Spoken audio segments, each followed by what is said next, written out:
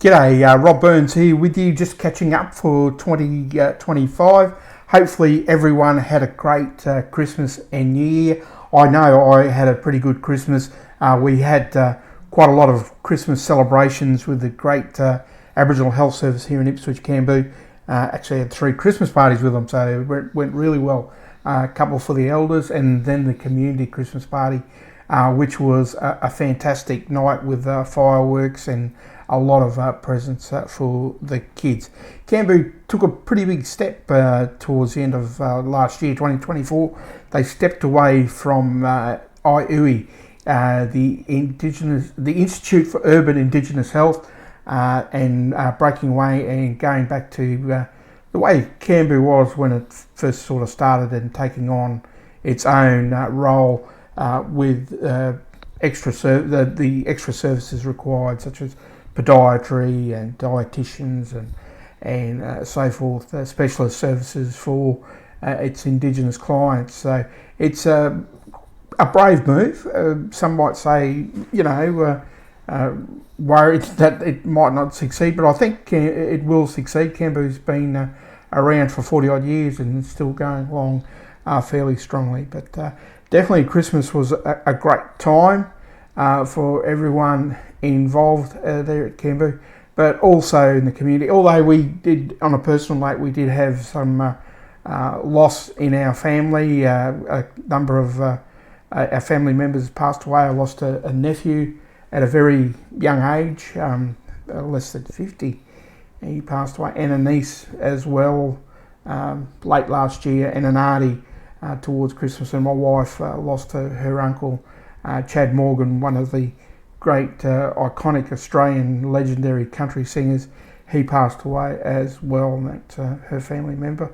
And it's a tough time to be burying loved ones around that Christmas period. So hopefully everyone got through it okay, and they're starting 2025 off with a fresh start. I've made a few notes for myself, so I haven't done anything for quite some time, because I've actually been a bit ill myself, so I've been a bit sort of slack because of the ill health to do anything, but I thought I'd better do a bit of a recap about Christmas, which was, like I said, fantastic from the organisation here in Ipswich and getting in. And it's good to see organisations do that, pitch in for the community and support the community, and the community support them as well. Their members support them as well. They, it's a great time for the kids. Anyone who has children or grandchildren will appreciate that. But they're also probably glad that Christmas period is behind us now. There's been some travelling, and that was another thing that caused me a bit of angst and concern just prior to Christmas, is hearing about them looking possibly and testing drivers over the age of 50 and getting them to think, I'm not against people being tested if they're shown to not be able to handle driving and that, but geez, got to test some of these young people too. I was driving around Ipswich just around the Christmas period, and I had 2 guys on motorbikes come up behind me, not far from Brothers Leagues Club, and they tried to overtake me on the right hand side, but I indicated to go into a street, and they were swerving around behind me. So look, it's not only older people that might need testing, some of the young ones might need to learn how to drive and ride their bikes in the community. It's different sort of from when I first started driving, and that probably a lot of people as well. In a lot of the cars now, they're like, if you haven't got a little fast car, which is like a little Juan Fangio thing, a little racing car, a rally car type thing, you're driving around in a monster truck straight from America. We don't have the utes and that we used to have here in Australia, the old Holden and Ford utes, which were quite, they were utilities, but now the word utilities gone away from the vernacular now, and it's all trucks. Everyone's got to have a monster truck. Every second car you see is a monster truck. Nothing against it if you can afford it and keep fueling them up with fuel or whatever. Good on you, you go right out there and enjoy your monster truck. But, you know, be aware that there's other people on the road as well. And these cars of today, the old cars were fast as well, don't get me wrong.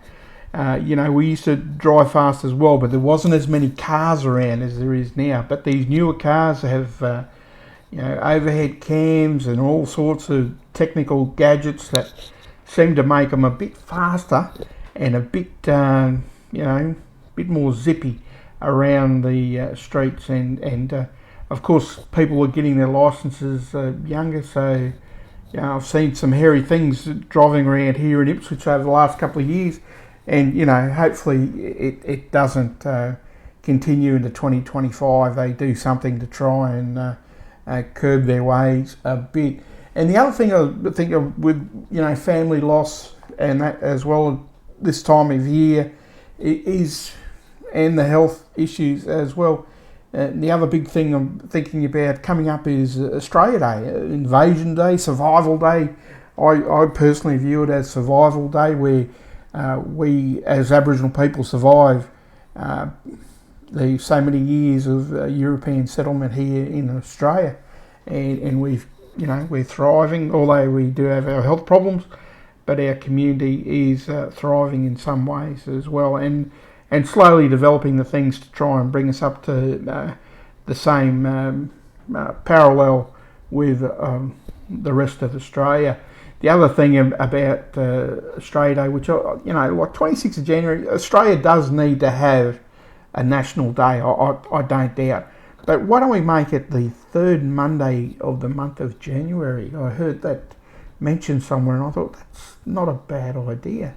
You know, make it that time, so that you're not having the 26th of January fall in the middle of the week, and you know, then the kids have got to start school the next day. You make it that third Monday, mate. Take that thing, just like they do with the Labor Day and also the Queen's birthday, King's birthday, and so forth.